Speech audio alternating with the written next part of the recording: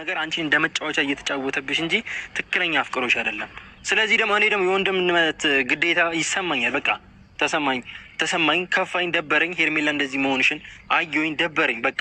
ስለዚህ ይሄ ልጅ ደግሞ አሁን እያደረገም ያለው ሴት ልጅ ማሰቃየት፣ ማንገላታት ስለሆነ እኔ ደግሞ በቀል ነው በቃ የምፈልገው።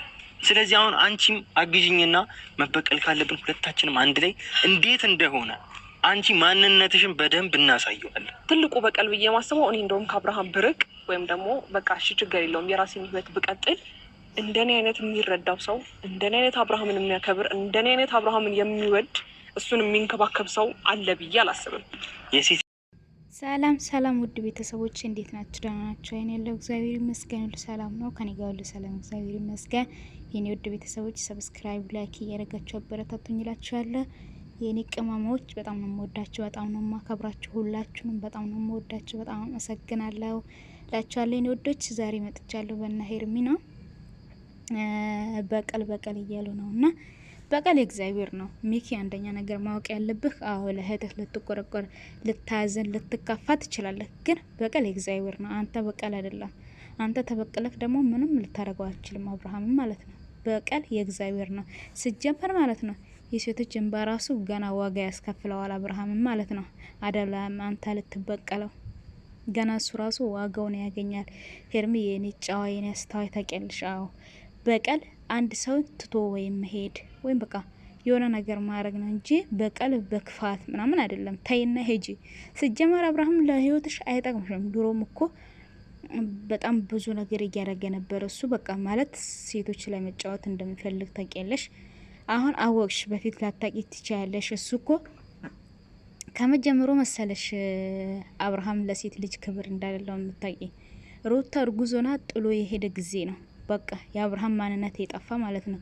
እሱ እውነት ለሴት ልጅ ክብር ቢኖረው፣ እውነት ለሰው ልጅ ክብር ቢኖረው፣ በተለይ ለሚስት ክብር ቢኖረው ማለት ነው ለሩታ ነበር ክብር የሚሰጥ።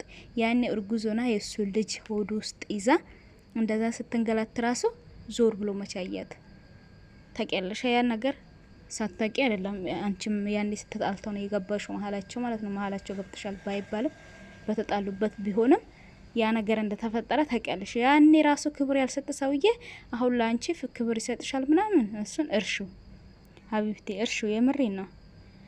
አብርሃም ለትዳር አይደለም ለአዳርም አይሆንም እና አይደለም ለትዳር ለአዳርም አይሆንም እልሻለሁ ሀቢብቴ። አንቺ በቀል ምናምን ታይና ከህይወትሽ ውስጥ ወለቅ አርገት አስወጪውና የራስሽን ህይወት ኖሪ። ያኔ በቃ የራስሽን ጽድት ብለሽ የራስሽን ህይወት ስትኖሪ እሱም ያኔ በቃ እንደፈለገኝ ዘለዘል ምን አገባሽ አንቺ። እሱ ከሱ 2 3 4 የሚበልጥ ታገኛለሽ እንጂ ከሱ በታች አይደለም። ሲጀመር አብረሽ ማን ሆኖ ነው እንደዚህ ሴቶች ለሱ የሚያለቅሱ? ጌታን የምሬ ነው። አንዳንዴ በጣም ነው የሚገርመኝ። እንዴ ስንት ቆንጆ በሞላበት ሀገር አብርሃም ይሄ ጉቱ ቁመት ላይ ያለው ሰውዬ እንደዚህ ለሱ ይሄ ሁላ ሴቶች የሚጋጉ ማን ሆኖ ነው እንዴ? እሱ ማን ሆኖ ነው? የምሬን ነው። የራሳቸውን ህይወት ኖሩ በቃ ቆፍጠን ብላችሁ። ዳኒ ትላንት ብሏል። ምን አግኝቷችሁ ነው? ከሱ ምንድን የተለየ ነገር ያለ አለ። እውነት ነው ያስብላል። የምሬን ነው። እንዴ ስንት ቆንጆ በሞላት ሀገር በመልክ አይደለም የሰው ልጅ ባይዘ። ግን አብርሃም የት ጥሩ ነገር ሰርቶ፣ አዎ የዋ ሊሆን ይችላል፣ ለሰው ልጅ ቆርቆር ይችላል። ግን በቃ ለሴት ልጅ ክብር ካለለ ደግሞ ምንም ነው። የምሬን ነው። እሱ ከእናት አይደለ እንዴ የተወለደ? ከሴት አይደለ እንዴ? እህት ሴቶች አለው እንዴ? የሱ እህት ሴቶች እንደዚህ ቢሆኑ፣ እንደዚህ ቢሰቃዩ፣ እንደዚህ ቢያለቅሱ ደስ ይላል እንዴ? ደግሞ ብዙ መሆለታ እያለት ነበር። ምርቃት ነው ምርቃት። ሴቶች መቀያየር፣ ሴተኛ ሴት መቀያየር፣ በቃ እንደ ሴተኛ ዳሪ ወደዛ ወደዚህ ማለት አይደለም እንዴ? ይሄ ምርቃት አይባልም። ይሄ እርግማት ነው እንጂ የምሬን ነው። ጌታን በጣም ነው የገረመኝ፣ በጣም ነው ያናደደኝ እዛ ፓርት ላይ ማለት ነው። በቃ በጣም አበዛ። ሲጀመር ሴቶቹ እንደዚህ ሲጀመር ወንድ ልጅ እኮ ሲለምን ጥሩ አይደለም። አትለምኑ በቃ ቆፍጠን በይ ሄርሚ፣ ቆፍጠን ብለሽ የራስሽን ህይወት ኖሪ። እንዴ ግዴታ እሱ ብቻ አይደለም። ከሱ በፊት እየኖርሽ አይደለ? ትላንት ነው ያወቅሽው። ኦልሞስት 7 ወር 8 ወር ሊሆንሽ ነው። ከዛ በላይ አይደለም ከሱ ግንኙነት የጀመርሽ ማለት ነው። ያውም አልቅሰሽ ስንት ነገር ሆነሽ ነው ፍቅርሽን የተቀበለ ወዶሽ አይደለም። በቃ ለራሱ ጊዜ ለመስጠት ለራሱን ለማገገም በሴት አይደለ እሱ እንትን የሚለው ያን ፈልጎ ነው እንጂ አንቺን አፍቅሮሽ ወዶሽ አይደለም። ሚኪ እንዳለሽ ማለት ነው ወንድምሽ።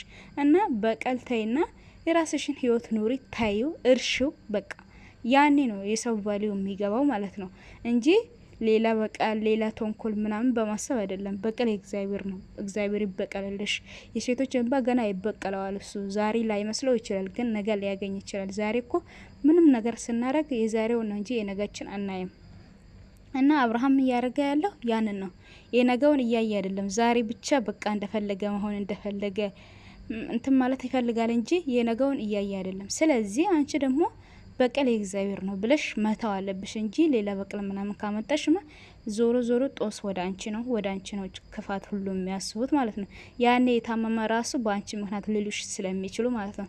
ይሄን እያገነዘብሽ ስሪ የምታረጊውን ነገር ሁሉ። ደግሞ ሚዲያ ላይ እንደዚህ ወጥተሽ በቀል ምናምን ባታወሩ ጥሩ ነው። ወንድምሽስ ባያወራ ሊናደድ ይችላል፣ ብዙ ነገር ሊሆን ይችላል፣ ሊከፋ ይችላል። ምክንያቱም በእህቱ ስለመጡበት ማለት ነው።